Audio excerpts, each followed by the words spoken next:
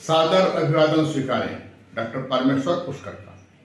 आप देख रहे हैं सोन विंध्य गंगा चैनल यूट्यूब पर। इस यूट्यूब प्लेटफॉर्म पर देखें आप तो सोन और गंगा के बीच में हम खड़े हैं बेलन घाटी के ठीक तट पर। इस क्षेत्र को द्वितीय काशी के नाम से अभिधानित किया जाता रहा है। मिर्जापुर बेटिया लिखता है 1911 में द्वितीय काशी, कहीं नाम आता है दक्षिण काशी का। यह गुप्त काशी का पूरा क्षेत्र है, मिर्जापुर के हलिया ब्लॉक से लेकर के कोटारनाथ से और सोनभद्र के सोनांचल के कहने गोठानी और उससे पूरब तक का क्षेत्र पूरा गुप्त धाम तक का यह गुप्त काशी का इलाका है। आज हम जो खड़े हैं बताने जा रहे हैं आपको बहुत ही रहस्यमयी बात। एक रहस्यमय कथानक अपने आप में समेटे हुए है यहाँ का सोनभद्र जनपद का मुख्य जलप्रपात, इसे मुखिया कहा जाता है। मुख्यालय हुआ करता था किसी समय में, कौशाम्बी का राजा उदयन की उपराजधानी हुआ करती थी। यहाँ दुर्ग भी है और हम इसी के तट पर खड़े हैं, दक्षिण तट पर बेलन घाटी के मुख्य जलप्रपात पर। यहाँ देवी का मंदिर है दक्षिण तट पर बेलन घाटी के।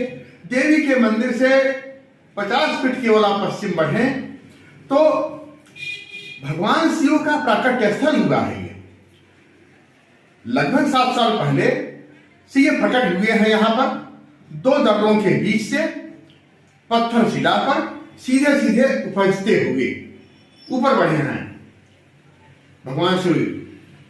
इस आकृति में देखें आप तो तिलक त्रिपुंड की हुई आकृति आपको दिखाई दे रही है। उसके ठीक नीचे तिलक त्रिपुंड के देखेंगे आप तो 2 नेत्र साफ दिखाई दे रहे हैं, नाक है और उसके बाद होंठ है, मुख है। ये पूरी आकृति इसमें दिख रही है स्वयं के प्रकट्य पर।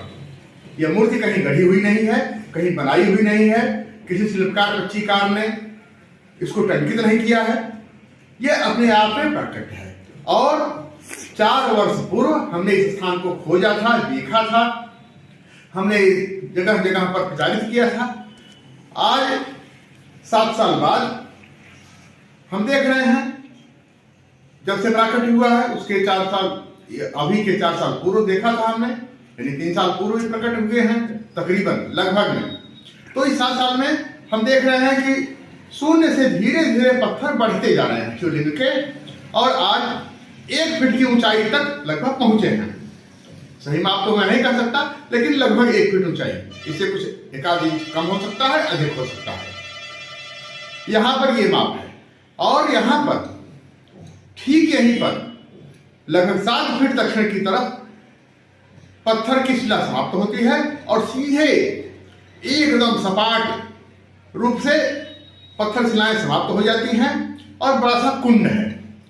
फिसलने की भी संभावना यहां बनी रहती है दर्शनार्थियों के आने पर, लेकिन यहां पर कुंड है। और इस कुंड की बात हम करें तो 27 माचा की बाधी, यानी 27 बड़े बड़े चारपाइयों की रस्सी जिसे बुनी जाती है चारपाई, वो लगाने पर भी इसका आकलन नहीं हो पाता कुंड की गहराई कितनी है। और इससे 50 फीट पूरब मंदिर है, बर देवी कहें, दुर्गा देवी कहें, सही नाम इसका भगवती देवी है, ये मंदिर है इनका। और यहां से पश्चिम तरफ बढ़ने पर लगभग 200 मीटर पश्चिम जाने पर इसी शिवलिंग से तो नीचे की देखेंगे घाटी में आप तो शैल चित्र है यहाँ पर, और ठीक उसी की सीध में ऊपर ऋजु रेखा में आप आगे बढ़ेंगे तो बढ़ते हुए किला है।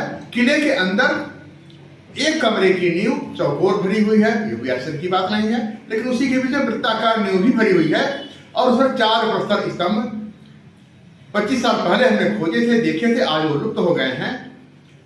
कोई उठा ले गया या चोरी चले गए या जैसे भी जो भी हुआ हो, मैं कुछ नहीं कह सकता उसके बारे में, लेकिन आज वो है नहीं यहाँ पर मौजूदा समय में वो प्रस्तर स्तंभ जिस पर एक लिपि लिखी हुई थी सीधे सीधे। तो यह बड़ा ही रहस्यमय इलाका है मुख्य जलप्रपात का। यहाँ पर अंदर गुफाएं भी हैं, कंदराएं भी हैं, और जिसकी बात हम कर रहे हैं किले के अंदर, दुर्ग के प्राचीर के अंदर चौकोर नींव, वृत्ताकार नींव, उसमें से सुरंग जाती है। सुरंग जाती है स्वर्णिगढ़ दुर्ग, जो आलोदर का किला हुआ करता था शिवद्वार के क्षेत्र में, तो वहां से अधिसर किले तक जाती है सुरंग उसकी। वहां से अधेसर है मध्य प्रदेश के क्षेत्र में मुगलमारा तक, मुगलमारा अधेसर किले से लेकर पश्चिम तरफ तक। तो ये बहुत ही रहस्यमयी क्षेत्र है ये। अभी यहाँ पर केवल यही की बात करें हम मुख्य जल प्रपात की, तो यहाँ पर अनेकों रहस्य अभी अपने भूगर्भ में यह क्षेत्र छिपाए हुए हैं, समेटे हुए हैं, अपने आगोश में लिए हुए हैं रहस्यमयी इलाकों। तो यहाँ की बात करें हम तो और बृहद बात हो जाएगी। हम अभी बात कर रहे हैं शिवलिंग की। तो ये शिवलिंग लगातार बढ़ते जा रहे हैं, उत्तरोत्तर अभिवृद्धि हो रही है इनके कद में। और इस स्तर से उत्तराखंड में जोशीमठ के पास एक शिवलिंग है जो पाए गए हैं बद्रीनाथ जाने के रास्ते पर, उनकी भी उत्तरोत्तर वृद्धि हो रही है। और यहाँ भी, यहाँ का उत्तराखंड के क्षेत्र का लगभग सामंजस्य कई क्षेत्रों में, कई विधाओं में, कई दायरों में, कई इतिहास के वृत्तों में समानता के रूप में मिलता है। तो देखें आप वीडियो आप अभी हमने कहा। तो इससे पश्चिम तरफ बढ़ने पर बेलन नदी टर्न होती है दक्षिण दिशा में, और इस दुर्ग की प्राचीर पूरी दक्षिण दिशा, पश्चिम दिशा से जाकर दक्षिण दिशा तक जाकर के बेलन नदी में जाकर के रास्ता है।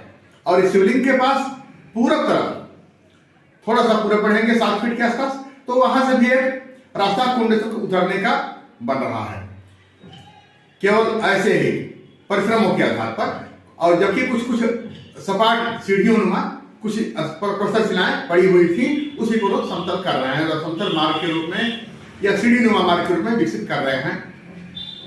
यह है जो दायरा दिख रहा है आपको, यह कौमुदी महोत्सव का 13 वर्ष पूर्व यहाँ पर कौमुदी महोत्सव कार्तिक पूर्णिमा की शुरुआत हम लोगों ने की थी।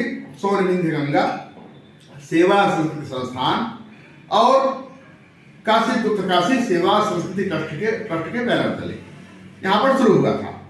और तभी से मेला यहाँ लगना शुरू हुआ।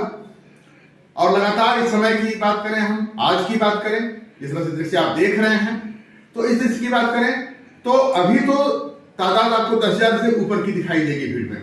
जबकि सुबह से यहाँ पर मेले का रेला लगा हुआ है, दर्शनार्थी आ रहे हैं, दर्शन पूजन कर रहे हैं, जा रहे हैं कार्तिक पूर्णिमा को जो दीपावली का दिन आने जाने का सिलसिला उनका जारी है।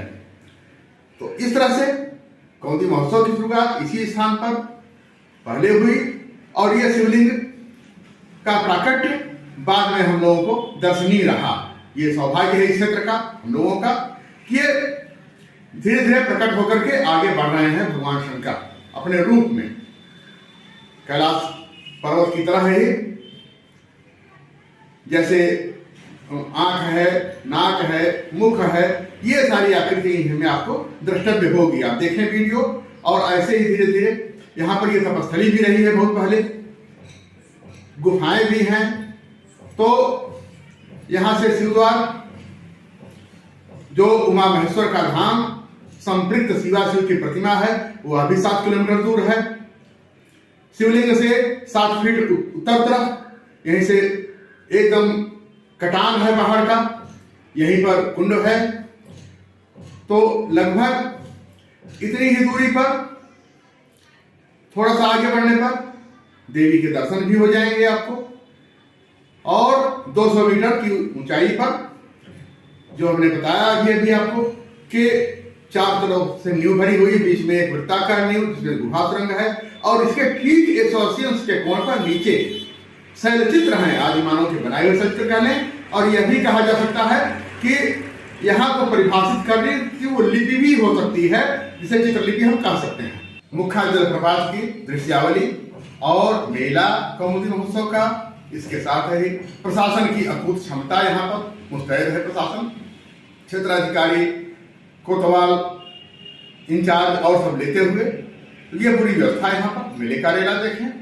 और इसके बाद हम अगले सोपान में मिलते हैं आपसे, तब तक के लिए